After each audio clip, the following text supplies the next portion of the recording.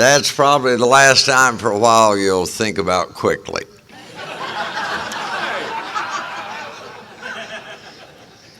I am an alcoholic.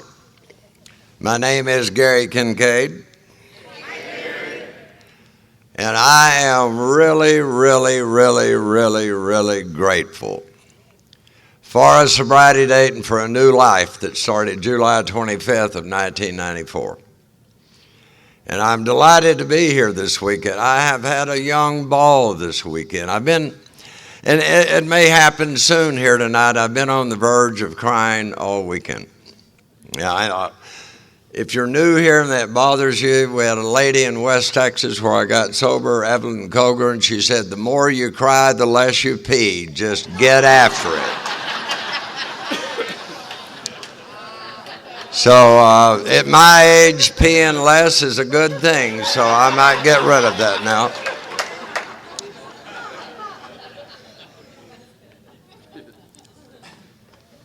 The lady with 33 years, your name again? Connie. All of you people that are new, we do this for one person. We don't do this for a group. We do it for one of you. You know, that year it was for Connie. And I hope to God that this year it's for you and for several others. You know, we don't come in here by bunches. We come in here one at a time. Now, I don't make many promises anymore since I've stopped getting married so often. And that shouldn't be funny in Alcoholics Anonymous.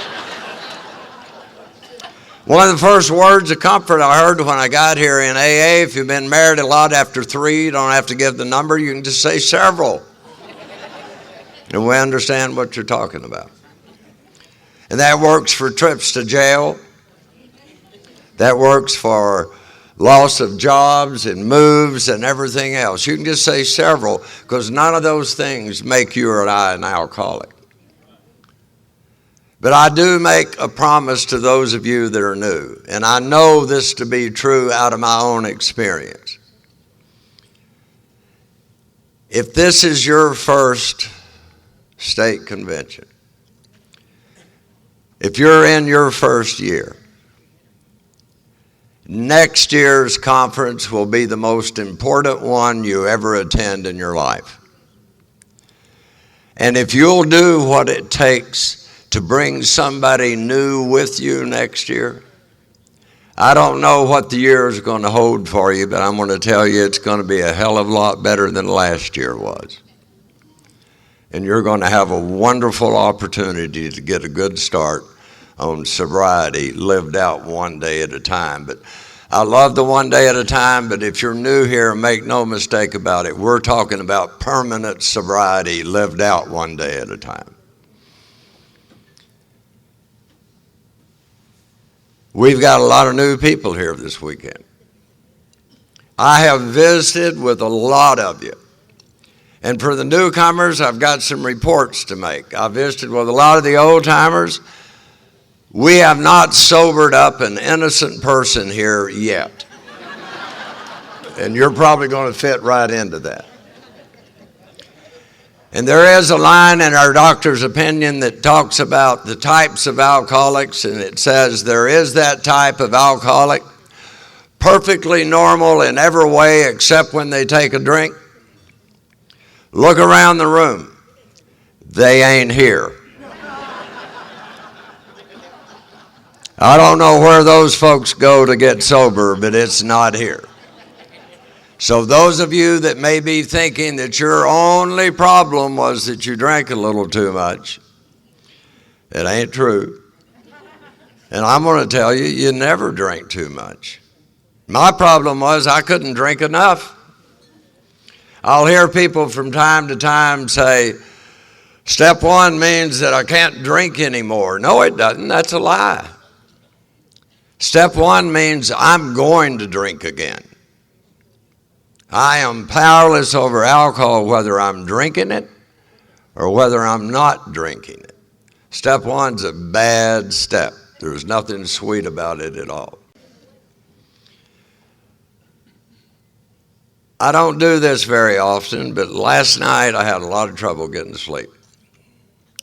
And I was tossing and turning, and I was telling my story and getting lost in it every time. I did end up telling a hell of a story. It impressed me a great deal. But you are not going to get it. I've loved the speakers this weekend.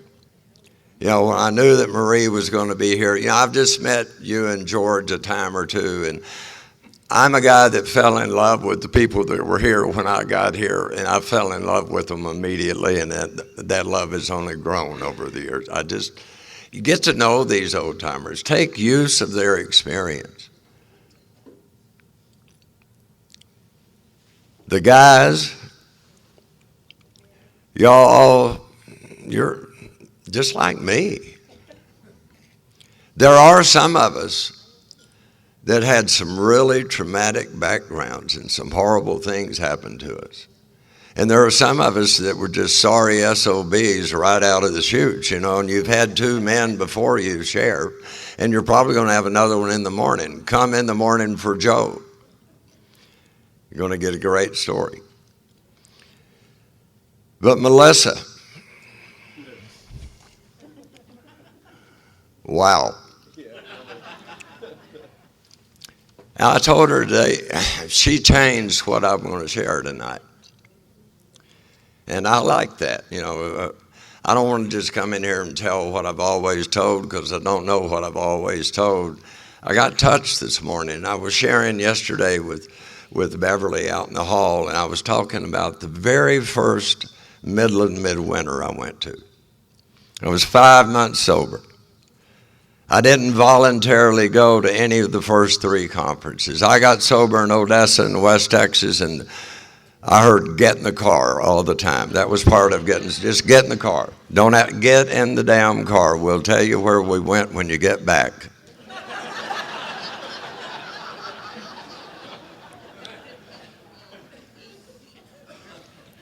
But I went over to that midwinter, and they had a kickoff meeting on Thursday night. I'm barely 5 months sober, and there was a man there that night. His name was Bob Preston. Bob had 30-something years at that time. If you're new, you know the type. He was that. I couldn't talk to him. You know, the people have been here a while, you just think they can look right through you because they can look right through you, you know, and that I just couldn't talk to him. But he got up that night and he said something, and you brought it to my memory. Y'all brought it yesterday, and you brought it to my heart today.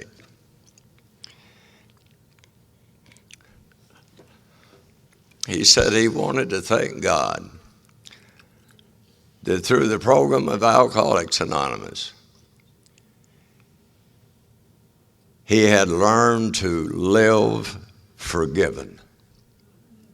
Now think about that. He didn't learn how to be forgiven. He didn't learn how to forgive. He said, y'all have allowed me to live forgiven.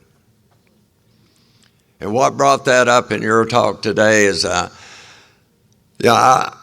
was raised in Odessa, Texas, had a good family. My dad was an alcoholic. My mother was a saint. I'm an only child. I have an older brother.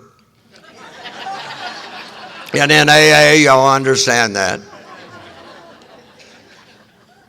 I believe I'm like everybody, maybe every other kid in the world. I was just a goofy kid. I think all kids are goofy kids. I was one of the only safe places that I knew growing up was the Methodist Youth Fellowship in school. I loved school. Sports, I had 4 good friends, you know, and I didn't think about this till after I got sober. All 4 of us came from similar kind of families. We were great friends. None of us ever spent the night in any of the others' homes. I just had a home that you couldn't spend the night in because you never knew what was going to happen. And my dad, good man, hard worker, and I was scared to death of him my whole life. He was what you would call a periodic. He's a hard worker. In the oil field in those days, you just worked. And whenever the rig would go down, he'd cash his check, usually at the liquor store. He may not have had a drunk in 4 months, and then he'd have one that'd last a week or 10 days. And all hell would break loose. And then he'd go back to work on the rigs, and for a few months, everything would just be perfect. But we didn't know when he'd be coming back in, and you just kind of lived on eggshells all the time. I didn't think about that back then. I was a good student in my mind. I was probably the best athlete in Odessa, again, in my mind. I wasn't. I was okay. And I went off to college, Texas A&M. I've not had a drink yet. I've got to apologize to a lot of the people today. I didn't have my first drink till I was 19. I'm sorry. That's just how it turned out. And I didn't have a drink because my mother had asked me to promise not to drink when I was in high school. And it may be the only promise I ever made and kept in my entire life.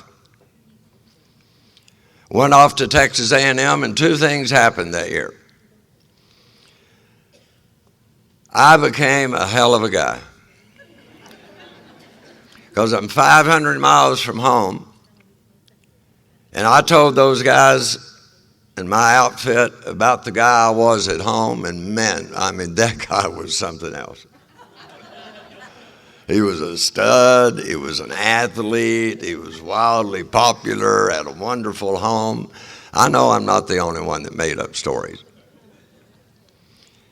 At A&M, we would go home with people on the weekend, and after about 4 months, I realized I'll never take anybody home. They'll find out.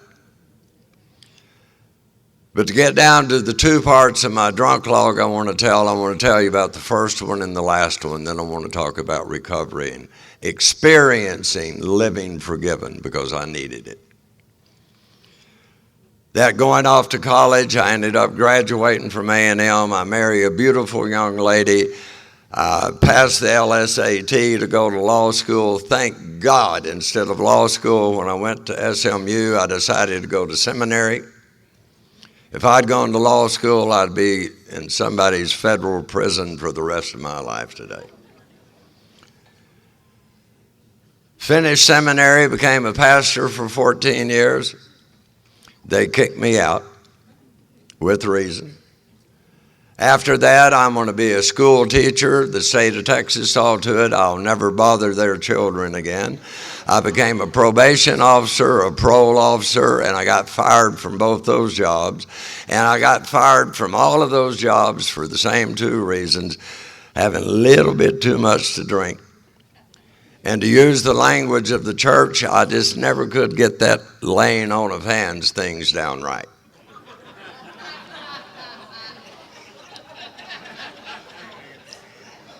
And I say that in a way y'all can understand it, but not in a way that I don't know today what a horrible, terrible, that was just a bad thing. Married this beautiful woman, had twins, son and a daughter. For some reason or another, the Methodist Church just kept kicking me upstairs. I also got certified then as a family and individual therapist. The state of Texas took that certification away. I had several master's degrees, educated far beyond my intelligence, and had a really good opinion of myself.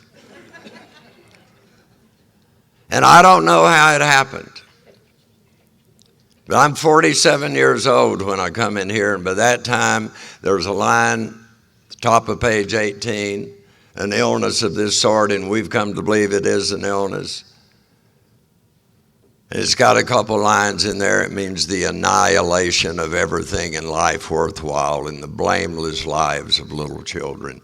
And that was my truth. And I was the bewildered one and the frustrated one. You know, it's like, how did this happen? How did this happen? And I had to come into Alcoholics Anonymous and have a guy that had been to prison, dropped out of high school, and worked as a welder. He taught me how to live. We didn't talk about each other's pedigrees. And he took me into the big book of Alcoholics Anonymous, and this is for you new people tonight because the old folks don't pay any attention. If you go to the doctor's opinion, the doctor writes, and then Bill's got a little part in between the two doctors' opinions. And he gives the first description of you and I. He says that it did not satisfy us to be told that we were maladjusted to life, in full flight from reality, or outright mental defectives. Welcome to Alcoholics Anonymous, new people. But don't take it too personally. Did you hear Beverly's story today? How many members of the Al-Anon family group do we have in here? Would you not describe yourself prior to recovery as maladjusted to life and in full flight from reality? Many of us know it's true. Y'all married us. I mean, nobody that's really well adjusted is going to do that.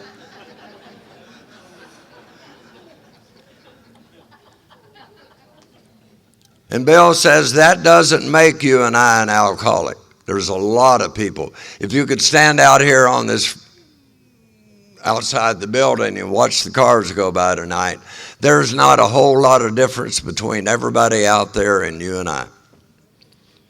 Those people have resentments, they have anger, they have fears, they have all kinds of problems.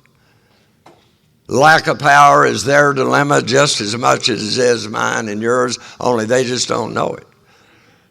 And you and I didn't know it till we got beat by alcohol into a state of reasonableness, and they just haven't had their pain yet. But it came to my attention, and you think about this for your life for a minute. And I didn't get this right away. I got this by going through the book with the sponsor, taking these steps. I was maladjusted to life before I ever took a drink. Alcohol did not cause the maladjustment. Alcohol did not cause the full flight from reality. That was already going on. What makes you and I an alcoholic is that when I had that first drunk, April 21st, 1966, San Antonio, Texas. I can remember the date because it's Aggie Muster Day, and it comes on the same day every year. And a bunch of us had gone after the muster down to San Antonio. The guy we were staying with, his dad bought each of us a fifth of whiskey. Mine was Southern Comfort. I've been raised in Texas. I've never had a discussion with an Hispanic person up to that time. We got in there late that Thursday night or early Friday morning, got dressed, took that whiskey, went out to little Mexican polka clubs, and I talked to a bunch of them that night. And here's the word, newcomers. My first experience with alcohol is I drank every bit of that Southern Comfort. I know I drank a lot of beer. I drank everything they put in front of me that night. And I did not get sick. I did not get in a fight. I did not get arrested. I don't remember a minute of the night. But the kid had fun. And I knew I had fun because the next morning they told me I had fun. And two things happened that night that I was not aware of until I was telling this story to a sponsor, 28 years later. One of those was that they had some Polaroid pictures of that night. Some of you young people just Google Polaroid.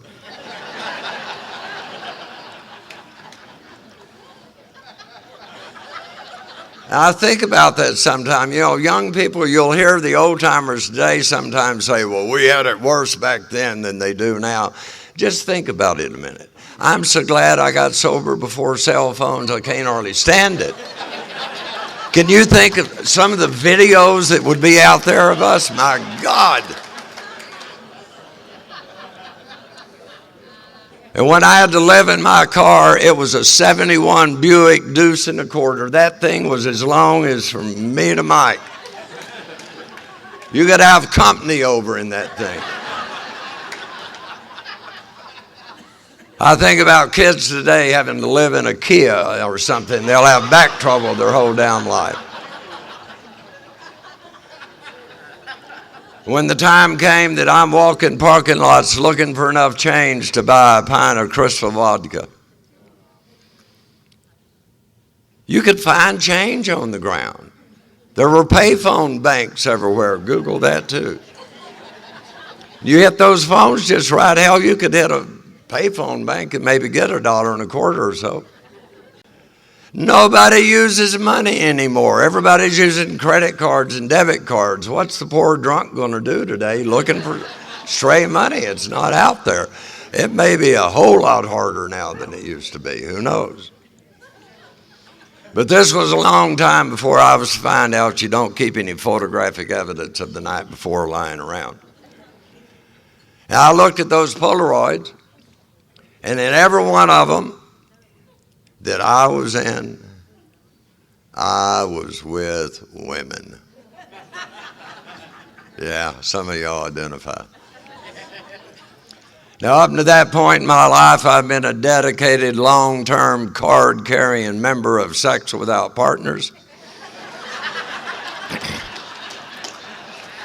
And Josh, it really warms my heart to be in the room with others of you. You know, laughter usually means identification. And y'all keep laughing. Some of you never left the club.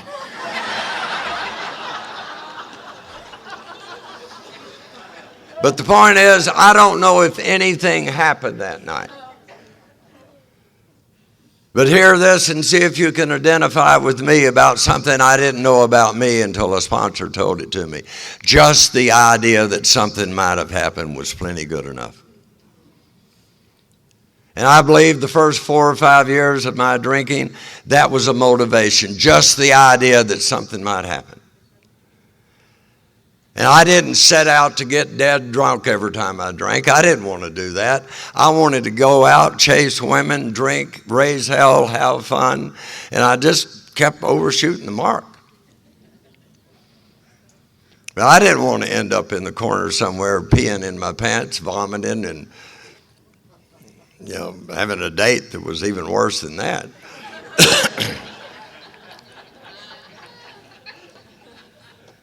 And the real sad part about that is the sponsor helped me see many years later that was indicative of I never was at any point in my life up to that time and until I got with you people okay with me right where I was doing what I was doing with the people I was doing it with. There was always some kind of insistent yearning to be somewhere else. I never wanted to be anybody else. I just wanted to be me differently.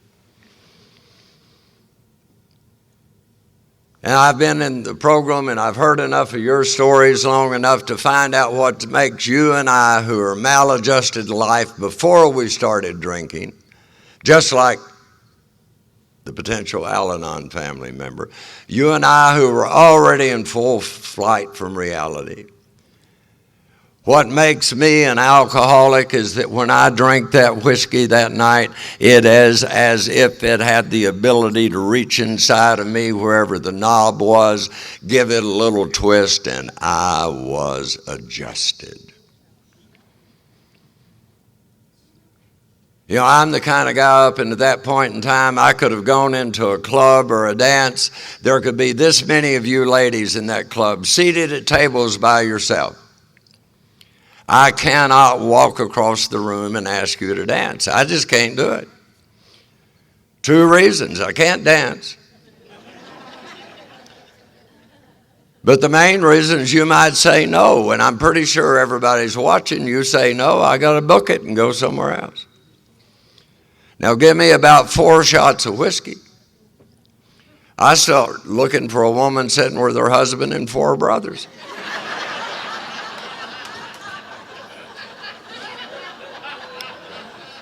And the kid can dance. If she happens to say no, it's poor thing and go on to the next one, you know.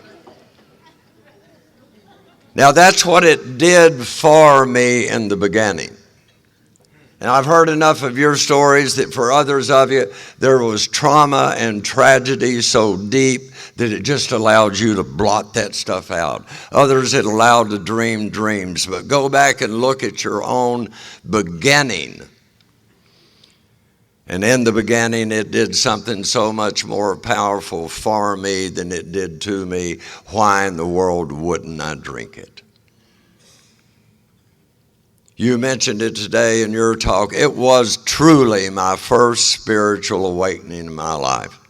And I didn't say, oh, this is the elixir of life or this is spirit. I experienced that. That's a big word in here. If you're like I am, new people, one of the things that like to kill me is I came in here and I wanted to learn recovery. If I could take the right notes, if I could journal enough, if I could hear the right speaker, get the right book, if I could go to the right therapist, if I could learn something, then I would know. And I get in our book with the sponsor and I find out I did not learn my alcoholism. I experienced it. Drink by drink, day by day, month by month, behavior by behavior, year by year, I experienced my descent into the pits of hell. And I and you are not going to learn our way out of that. I had to experience my ascent back into the land of the living. One day at a time, action by action. Reluctant, guided, pushed, ordered, slow, steady progress. And I thank God for that. That's why I'm so in love with those of you who were here when I got here. And that's why the new people I've met, I know what can await you. I know what's on the other side of this. There's a life in here that you and I get to live that's just beyond imagination. I've shared with many of you over this weekend, Hallmark would not buy our stories. They're too corny. And yet, if I'm not careful, I'll just start taking it for granted. Everybody in this room has a story of rebirth. You know, this is an illness that we have. It's an illness. It's not a sin. It's not a weakness. And thank God it's not a competition illness. We're not in there to find out who was the worst or who was the best. I mean, quite frankly, have you ever heard of a good alcoholic? And thank God it's not a competition recovery. Thank God I've had sponsorship that came out of the book, and I know how to sponsor people. I sponsor many, many, many people. But I don't sponsor a group of people. I sponsor this one, and this one, and this one, because each one of us is different in my own way, and we have to experience the communication that you and I know about this rebirth in a different way. I don't know when sponsorship became this, I call it college fraternity thing, where you do this, this, and this, and here's the right way. AA is about people loving people, and we got to love them where they are. And I swear to you, you get with any of these old timers, I don't care where you come in at, they know exactly where you're at, because each one of us has had our own really dark, dirty night of the soul. the hopelessness and futility. It's like they used to say in West Texas, and I bet they say out here too, we don't care if you came from Yale or jail. We've got our down and outers and we've got our up and outers. But every one of them are just like you and I when we got here. It's a matter of, do I want to live or do I want to die? I got brought to my first meeting. I got brought to my first meeting because there was a man in Odessa that did not keep a secret that he was an active member of Alcoholics Anonymous. If you visited with that man for 10 minutes, you knew it. And on the night before coming here, I was going through another divorce. I still don't think it's all that funny. But it hadn't bothered me a whole lot. I was kind of getting used to them. But the thing that bothered me is she had the car that ran. And I've got the drunk truck. And the transmission's going out of it. And I started thinking, which is a bad thing for us to do. If you're drinking and thinking, it's just damn near fatal. I started to think, I was somebody before I met that woman. I had some things. I had it going on in life. I gave her the best 14 months of my life, and she ran off with the car that runs. And I got vague recollections that day. It was a Sunday. Somehow gathering 2 quarts of whiskey. I was a high-class drinker. It was Kentucky Deluxe the last 7 or 8 years. That stuff's gone up to about $8.90 a quart now. I don't know what people do. It used to be affordable. I didn't know where she was, but I knew where her mother lived, and she had some stuff still at the house.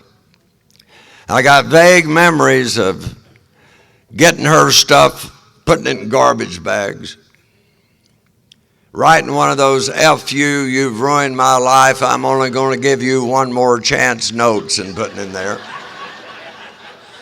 Y'all know about those. I drove over to her mother's house, and again, vague recollections of screaming and shouting and cussing and throwing those bags over in that poor old woman's yard. I started the trip back to West Odessa, 5 or 6 miles. I've been stopped 3 times in the previous 6 months on that trip. And somewhere along the way, something happened. And I promise you, if you're new here, you've had a something happen moment. I'd been having them my whole life. I had to be in here for a while, ashamed to talk about it, for y'all to talk to me about that moment of grace, a moment of clarity. And what happened to me is I'm driving, and it's like I was suddenly as sober physically as I am right now, and I heard a voice. Not out loud. I've heard those before, but it wasn't that night. And it just said, "You're not safe." And I was full of fear in that moment. I looked down, the lights weren't on. I've got a half a bottle of whiskey between my legs. I'm sure the truck's going all over the road. I pulled off and I gathered myself, and in that second, now I've heard other of your stories, some of you has had, in that second, I got to see me for who and what I really was for the first time in my life. The reason your story really impacted me this morning, I go from being a pastor to that old 40-year-old man that's out there blowing money and drugs on young women and other women and contributing to all of the misery that they're in. How in the hell can I do that? because that's who I was. I'd tried the seminary. I'd believed in that, but I found out later on you just can't put anything good on top of something that's already blackened. I was already sick, and I was trying to cover it up by adding things. And it just doesn't happen. No matter how much I added, how good at that I was, how much I wanted to do, how good intentions, how many good works. I had a case of alcoholism walking right beside me day by day. The big book talks about sometimes the alcoholic becomes dangerously antisocial. I became dangerously social when I drank. And I never knew what it meant to be faithful, and I never cared. I didn't find out till I got in here and I'm doing inventory. I only had one moral in my life. That's a bad place for a preacher to be. One morality that I live by: don't get caught. You can do anything you want to if you don't get found out. And when Bill talks about the alcoholic more than most leads a double life, that was me. I was always shifting things back and forth, being very careful. My first wife didn't know I drank until we'd been married 3 years. Because, see, I suffer under the illusion of control. And I could plan a trip, plan a symposium, plan some event. I was real active in politics and marches and protests and stuff back then. So I could plan a trip out of town about every 2 months. Party, drink, raise hell, chase women, get drunk, get lost, blackout, and make it back home, and nobody knows about it, so it's no big deal. What I didn't notice, new people. We've got an illness. It's chronic, which means I'll always have it. And it's progressive. And my 2 months moved to 6 weeks, moved to a month, moved to 3 weeks, moved to a week. And after 3 years, I have to walk in the house one day with 2 beers, just so I can drink one in front of her and tell her that, well, you know, I'm a man of the people. She cried herself to sleep that night, and I could have cared less.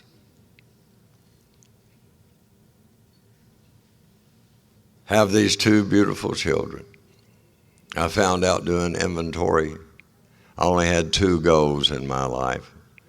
One of them is I wanted to get out of Odessa. Has nothing to do with the town. It's like when I was in charge of my own life, things were going to be wonderful. I was going to be really successful. Life was going to be good. I didn't have a clue what I was going to do. And I wanted to be a dad. And when I had children, there was going to be laughter and love. Their mother was never going to have to put them in the back seat of the car going from beer joint to beer joint to try to find me. It was going to be a happy home, a loving home. And I abandoned those 2 children. And I would have told you in the bar, I would have told you, I love those children more than life, and I love those children more than life, but I did not possess the power to love those children more than my life. They believed I loved brown whiskey out of a glass bottle.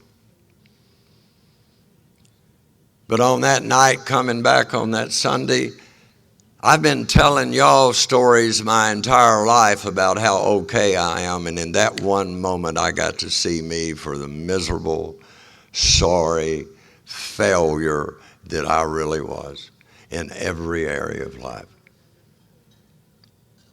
And I knew I was going to have to do something.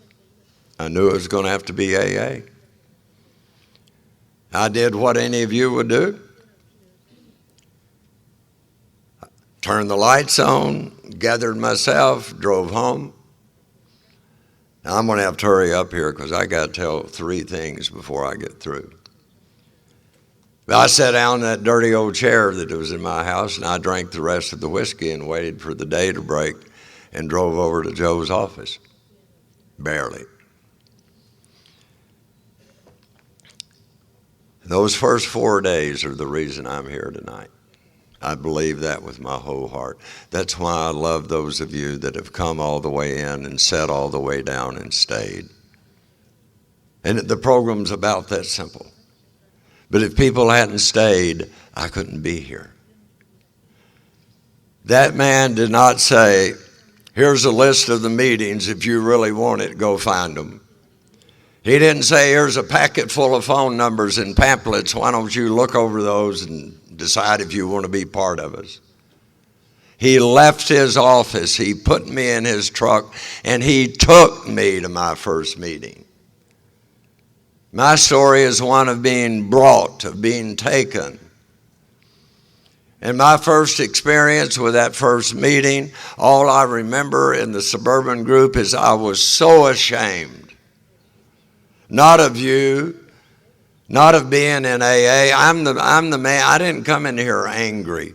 I came in here bawling and crying and full of shame about who I'd become. I found out later on, shame gets a bad name sometimes.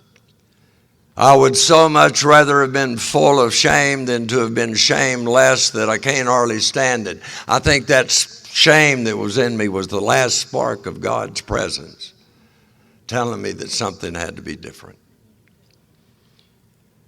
I don't know who chaired that day. I don't know if I got a chip. I don't know what the topic was. You stay out there long enough, you lose the insurance, you lose the family support. I didn't have the DTs the first 20 years, new folks. I had them the last 7. I'm pretty damn sure I'm the only person in West Odessa that ever got chased by camels and giraffes. It was a scary dang time. They almost caught me every time. I found out later, I didn't know it while it was happening. I was never alone in those 4 days. The guy who's going to become my sponsor assigned some of his pigeons to me, and they were with me around the clock. They were bringing me to 2 and 3 meetings a day. I was crazy as hell, and I found out y'all like us better that way.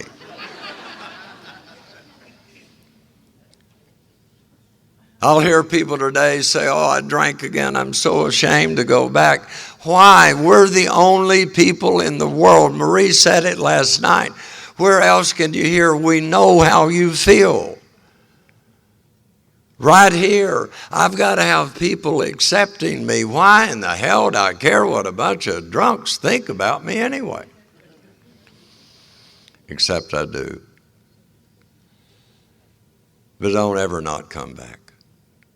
It's easier to stay. I used to tell people I came to AA for 6 years before I got sober, and that's a lie. I went to AA meetings. I never got in Alcoholics Anonymous. There's a big difference. New people, I promise you, AA is a bad place to visit. This is a move-in job.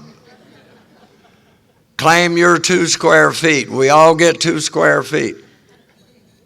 If you get in the middle of the boat, you're not going to get wet, but you got to come all the way in. And you folks that are already here, remember your own stories. It's hard to come in.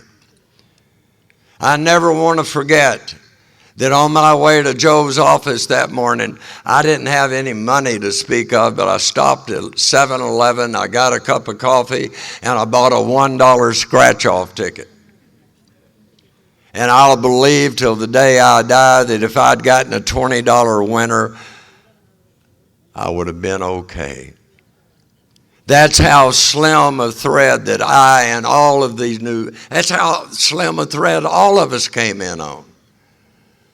The difference between life and death could have been a $10 or $20 lotto winner. And we can look good and dress up, and the newcomer can come in like, oh, everything's fine, everything.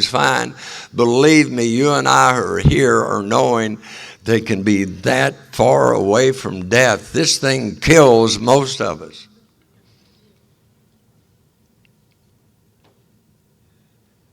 My sponsor taught me early on, not by words, but by actions,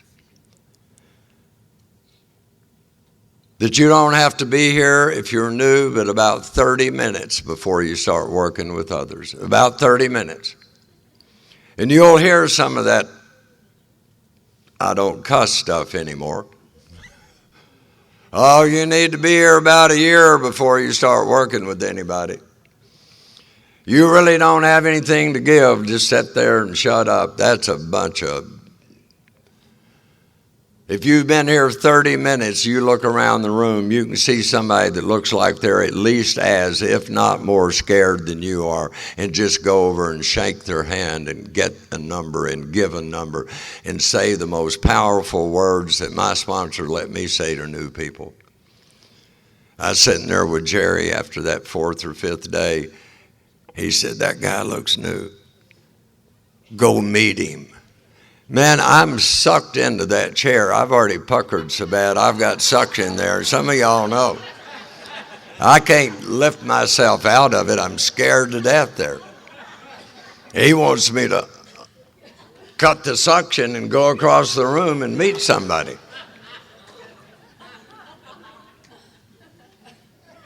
It would have been real easy for him to get up and go over and meet that guy. And he might have helped save that guy's life. But he knew what I know and what you new people know, and what you folks that have been here for a while know. He knew I needed to get up and go over there. Scared, he didn't care. Embarrassed, he didn't care. I heard it all the time. I don't give a damn how you feel, it's what you do. And yes, it hurt my feelings fairly often.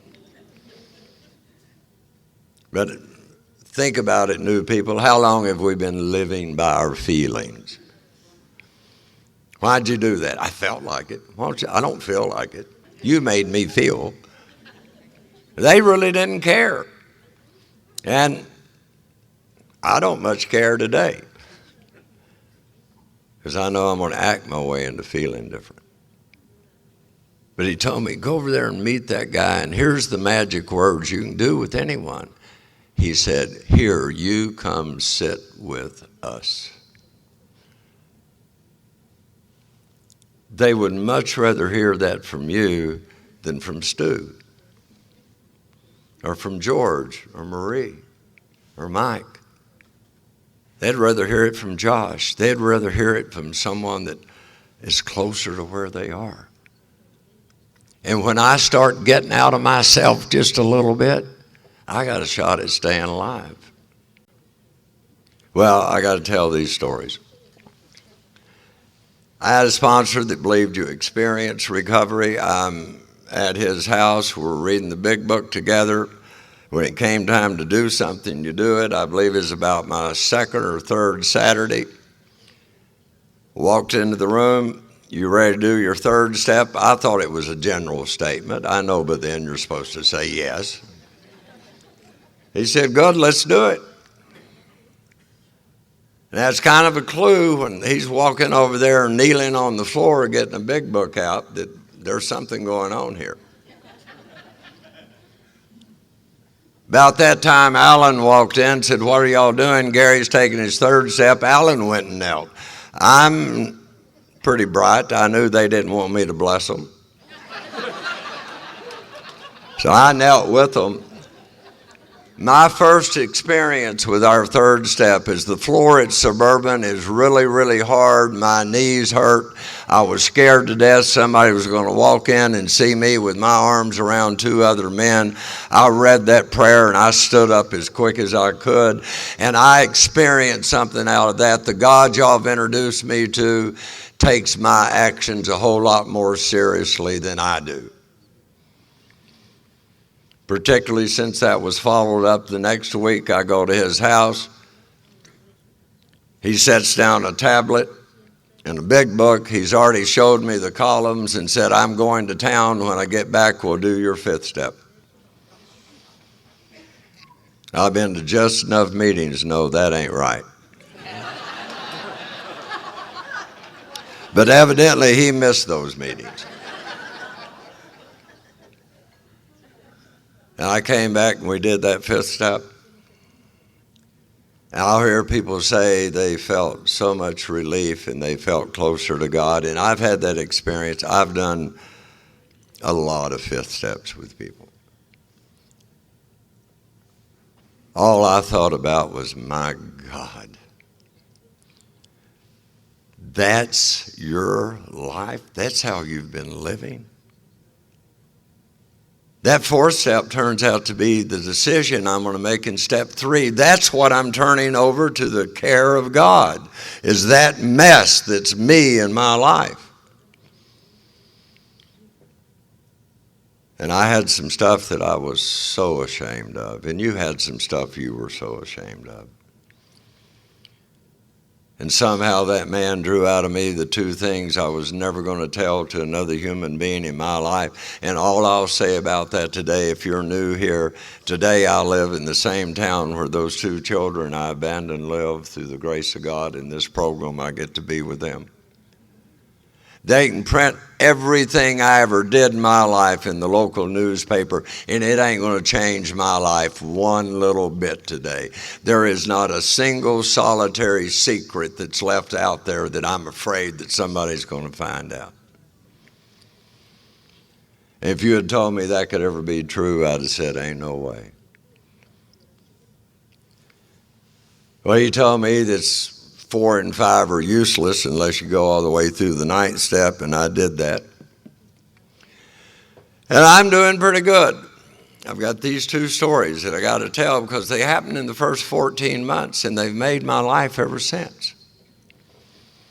I still feel so guilty about my children. I was drunk at my mother's funeral. She and my stepdad were killed by a drunk driver, and he's a colonel in the Air Force, and I'm the only one that's so drunk that when they do the 21 gun salute, I am bawling and get on the ground in a fetal position. And it's like, how can you be so sorry as to be drunk at your mother's funeral? My daughter was nominated for homecoming queen, and she invited me to come escort her. And I wasn't going to drink that night. I made it 60 miles. And by the time I got to Sulphur Springs, where I live today, to escort her on the night she was crowned homecoming queen, I was so drunk I fell down while escorting her. And I couldn't get that stuff out of my mind. One of those women that I'd married killed herself. Now, I didn't kill her, but I didn't do a damn thing to help her stay alive. A couple of people that I'd lived with, a lot younger than I needed to be lived with, overdosed, and another one hung herself. And I'm the guy that was supposed to be the pastor, the man of God, this good guy, and I'm out there just sowing destruction in the lives of people. And I couldn't get over that. I'd go to people and say, how do you forgive it? Well, let God do it. Well, I've tried that. It didn't work. I can't forgive myself. What am I supposed to do? Lay hands on myself and say, you're forgiven? You know, it wouldn't work. So all I know to do is take those steps and make those amends. And it's still not working because I've got 2 words in me that no alcoholic can live with. 2 phrases. And one of those is to them. How could I have done that to them? And I can't get it out of my head. And there's some 2 me's in there. How could he have done that to me? My daddy was a 2 me. My daddy's in a nursing home. He's had a stroke while he's dead drunk. I made my amends. But you know, sometimes out on the porch or out where we're smoking, daddy's still an SOB. Sometimes the children's mother's still that bitch. Her parents are still those people. You know how we can talk. And I've made amends. I'm a new man, trying to be. And a fantastic thing happened. And I don't want to share with you the result of what happened. I want to share with you the action. A man asked me if I'd take him through the steps. I said yes, 11 months. This guy's about 75 years old. Came to Odessa in the early 50s to chase the oil fields, horribly abused several families, had lost his driving privileges. The judge is sending him there. And I'm going to his house, and I'm picking him up, and we're reading the book, and I'm taking him to meetings, and I'm wanting this guy to get it so bad I can't hardly stand it. And since I'm such a quick study, I'm there about 6 weeks, and I looked across that kitchen table, and I thought, my God Almighty, I'm sitting here with my daddy. I'm wanting this guy to get it so bad I can't stand it. My dad's still that sorry SOB that did that stuff to us. And we just happened to be in the 4th step. We just happened to be in the fear inventory. And hear this, that guy didn't get a thing. I went to that guy's house 3 more weeks. I went over there the 4th week. His daughter said he's gone. The judge said he didn't have to go anymore. And that son of a gun helped change my life because I said yes to try to give to him what y'all gave to me. But there's a line in that 4th step in the fear inventory. It's changed my life. It says we are here to play the role as he assigns it. You remember that?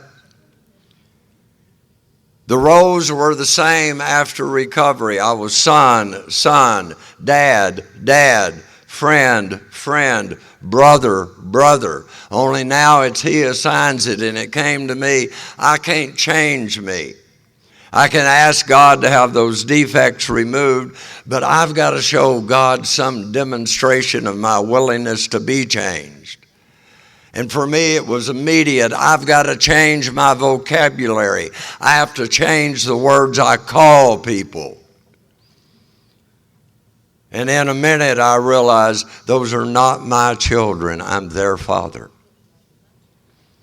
That's not my daddy. I'm his son. That's not my brother. I'm his brother. That's not my ex. That's my children's mother. That's not those in-laws. That's my children's grandparents. I cannot very well tell my daughter, I love you more than life, but I can't stand that bitch your mother. There's no love in that. I had to take the action to be changed by changing the words I name people, and it didn't come easy. I started calling my daddy a still suffering alcoholic. I couldn't even call him daddy, but I wasn't calling him an SOB. And about that time, my sponsor said, I want you to start going to that nursing home to visit him. I didn't like going. I'd walk in, he'd start cussing me, telling me I was keeping him there just because I was wanted his stuff. And because the sponsor suggested it pretty damn firmly, one day I took some shaving cream and some rags and some hand lotion, and a razor. I walked in that room in that nursing home. Daddy raises up and he starts cussing, and I ignore it and get that rag hot. Go over to that bed and put that rag on his face. He struggled a little bit. I put that shaving cream on him. I shaved my daddy. I pulled those old feet out from under that sheet with those toenails that long and started putting that lotion on his feet. And people, I didn't like it. But I did it. And nothing changed except me. I touched my dad. I started after a while, he was daddy. And when he died when I was 5 years sober, I didn't lose an SOB. I didn't lose a still suffering alcoholic. I lost a man that I loved. And I didn't have to say he was perfect, but if I get to be sick, doesn't he? I got the grace to encounter you people, and for whatever reason he didn't. But there's not a dime. You think of the person you hate the most in the world still, and look around your home group, and there's somebody right there in AA just like them, and you love the hell out of them. I got to start loving those people I hate the same way I'm loving those of you. And the more I changed my vocabulary, the world started to change. And I had all that shame about what I did to them. But what the paradox is, when what my daddy did to me fell off, the two thems fell off.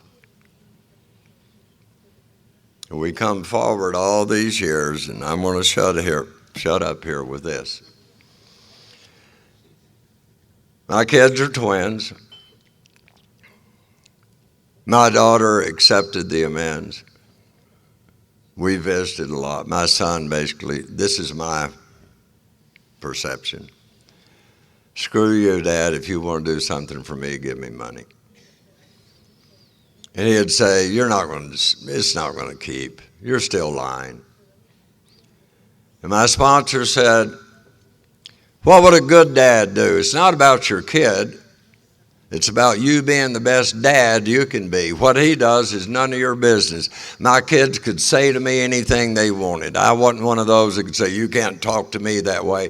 They can say or do whatever they want. My job is to be the best dad I can be.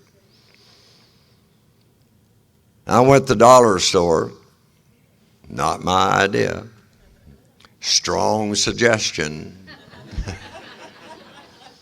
I got these cards, blank. And about every 10 days or 2 weeks, I'd write him a card, and I'd just say, Dear Philip, just thinking about you. Your uncle's doing great. You know, your sister's got a new cat. I love you. If you need anything, call Love Dad. Didn't talk about the past. Didn't talk about AA. I just tried to do what a good dad would do. 7 years, I didn't hear a word. I gave up 50 times. My sponsor gave up 0 times. 7 years, the kid says in a phone call, I've decided to go to college. I need some help moving in San Angelo. I go help him move. We're moving. There's all these shoe boxes. The lid comes off of one. He looks at me, and it's every one of them. It's every one of those cards. And he just looked over and he said, I kept expecting you to quit sending them. 7 years is not too long to wait for something that wasn't going to happen. And we didn't have I'm the dad of the world. It took a long time. Last Thursday night, I got a phone call from him, and these have been happening a lot the last 7 years. Hey, Dad, how are you doing? We talked over an hour. We just talked about stuff. It took 20 years to start having those conversations. What if I decided he can't treat me that way? And I'd given up on just trying to be the best dad I could be. Now, I don't know if this made any sense to you. Here's the deal. Where I started with that first drunk of being maladjusted to life, and the alcohol adjusted me until it didn't. New people, there is one permanent consequence to stopping drinking. It's called sobriety. And what I found out through that book and through sponsorship is drinking was not my problem. I can't stand life sober. And without taking the actions of those steps to try and begin to depend upon a higher power through those steps and make those amends, little by little, sobriety becomes more tenable. And those bedevilments leave my life. And I've got a reasonable amount of joy and peace today. And sobriety is good. I believe if I stop doing it, I'm going to be in trouble. I appreciate y'all allowing me to come. I hope I've said something that makes sense. The only thing that makes you and I an alcoholic is not any of it wasn't the IRS, it wasn't the divorces, it's not the DWIs, it's not the arrest, it's not losing the jobs, it's none. Those things are not problems, they're consequences. In my whole life, I've been trying to fix the consequence, and I never identified the problem that's spewing them out. My powerlessness, and I'm trying to gain power by drinking or controlling, and I got to have a new power. And thank God for sponsorship that didn't want to pay attention to my consequences. He took me through those steps that I could encounter this power. And it's available to any of you. My little granddaughter is probably the brightest child that's ever been born. She's fixing to be 20 now. That happens way too quick.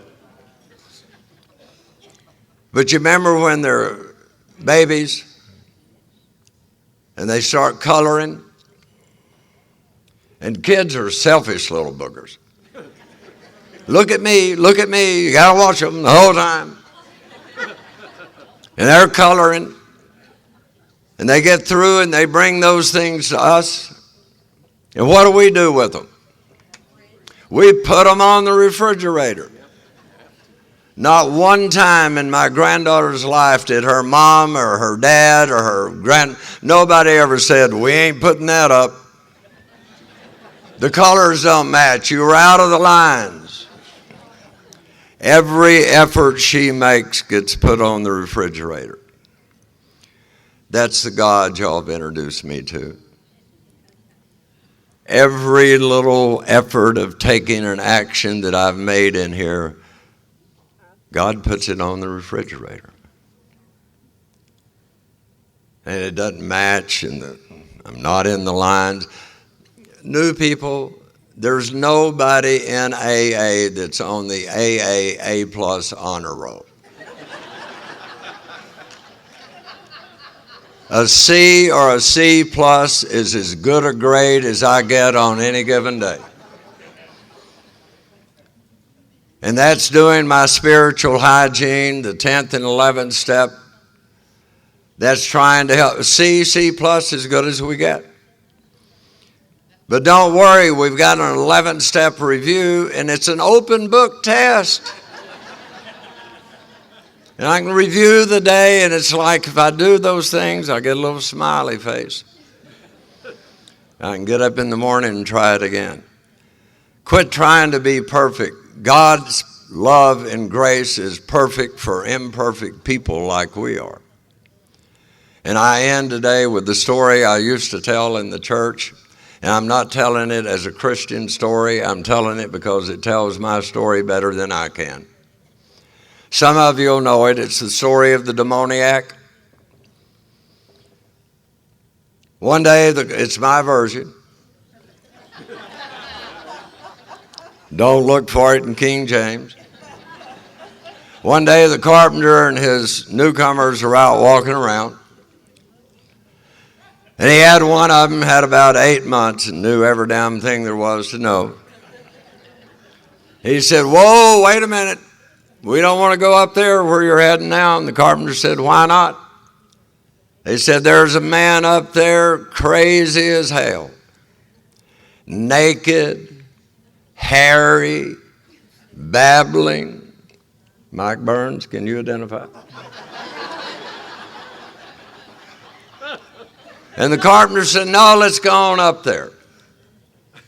If you read this story, the carpenter did for that man exactly what you did for me and exactly what we are to do for everybody new that comes in our door, no matter where they're coming from. He walked up to him and he asked him 2 questions. Do you want to be the person you are? When Jerry asked me that, I said, no.